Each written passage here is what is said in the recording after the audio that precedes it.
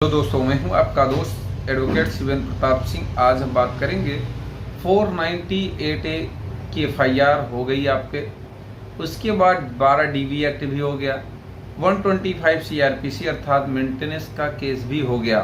कहने का मतलब ये, जब किसी भी व्यक्ति पर, पति पर इन तीनों केसों का पैकेज लगाया जाए तो ध्यान रखें किस केस में कब क्या गलती नहीं करनी चाहिए। आज का यह वीडियो आपके लिए है कि कौन से केस में कब आपको ये काम कर लेना चाहिए, इसके बारे में सही जानकारी मिलेगी आपको।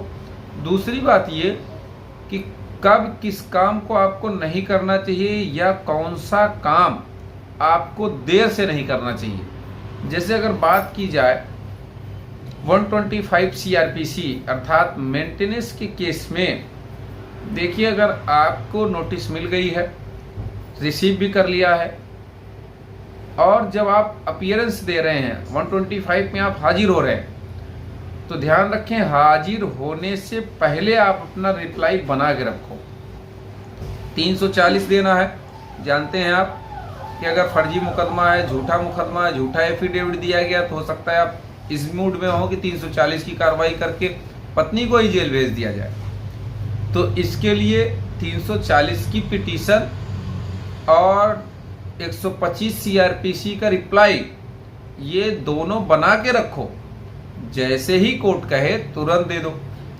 डिले एक आध 2 डेट चल सकता है, बार बार अगर आप डिले करेंगे इंट्रीम कर देगा, गारंटी है कर देगा, तो नुकसान हो जाएगा आपका। तो जवाब सही टाइम पे कोर्ट में लगा दो। अब आ जाओ 12 डीवी एक्ट अर्थात घरेलू हिंसा के केस में।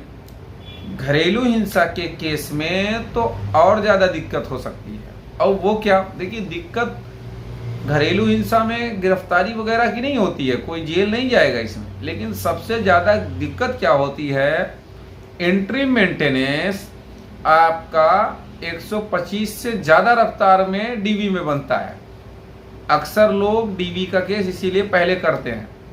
घरेलू हिंसा के केस में अगर पति नहीं आया, कभी कभी तो मैंने ऐसा केस देखा है, अपील भी चल रही है, फाइल हुई है, कि पति को नोटिस तक नहीं गई, मजिस्ट्रेट कोर्ट इंट्रीम एक्सपर्टी ही कर दिया, कभी नोटिस नहीं गई उसे। ऐसा भी देखने को मिलता है। तो कहने का मतलब ये, डीवी वाले में बिल्कुल भी देर ना करें अपीयरेंस में। जैसे ही जानकारी मिली तुरंत अपीयर हो जाओ।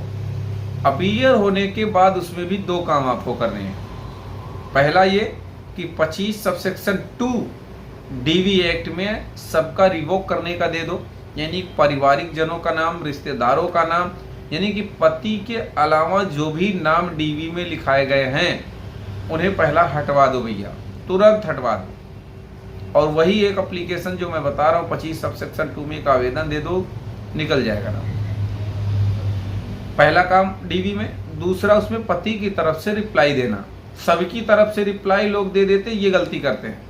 भाई सब थोड़ी दोषी हैं, सब थोड़ी अपराधी हैं, सबके खिलाफ थोड़ी केस बन रहा है, सबके खिलाफ केस नहीं बन रहा, इसका तो सबूत भी है। तो कब लगाओगे? यही सही समय है। वही समय पे तुरंत रिप्लाई, एक तरफ से पति की तरफ से रिप्लाई दो, और एक 25 सबसेक्शन 2 के लिए डिस्चार्ज कह लो, रिवोक कह लो, समनिंग रद्द करने का कह लो, ये एप्लीकेशन दे दो। अब बात कर लेते हैं 498A की एफआईआर में। आपको हमने बताया डीवी और 125 में कब ये काम कर लेना चाहिए और कब ये काम देर से नहीं करना चाहिए। कहने का मतलब डिले करने का कोई मतलब नहीं है। अब सवाल ये है, एक सवाल और डीवी में बचा। मान लिया जाए इंट्रीम बंद गया हो, इंट्रीम अगर बंद गया हो तो ऐसी स्थिति में धारा 29 डीवी एक्ट,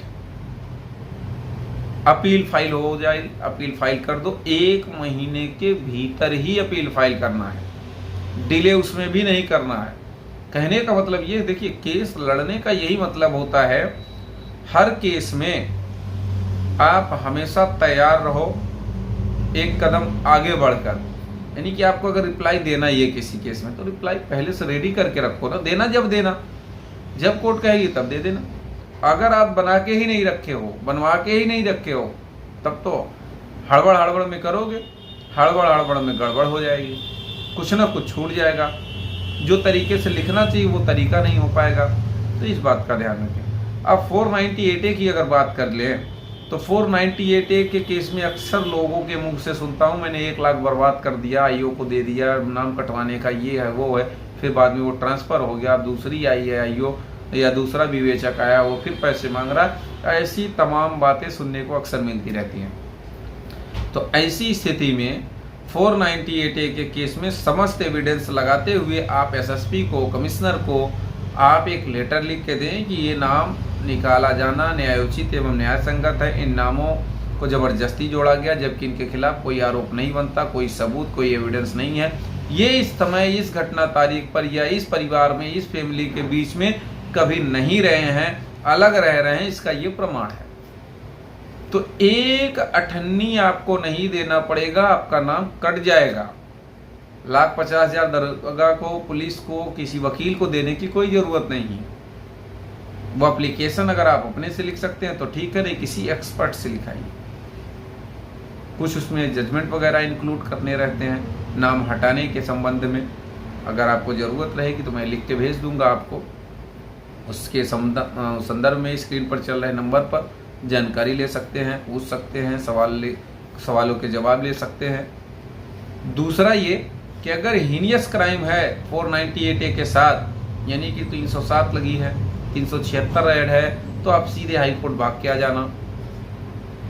तो और कोई सवाल शेष रह गया तो स्क्रीन पर चल रहे नंबर पर फ़ोन करके जानकारी ले सकते हैं। एक निवेदन करूंगा कि अगर वीडियो अच्छा लगा कमेंट बॉक्स में कमेंट करके ज़रूर बताइएगा।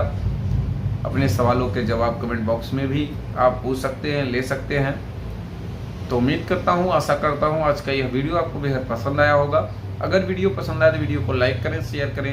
YouTube channel Shivendra high court को जरूर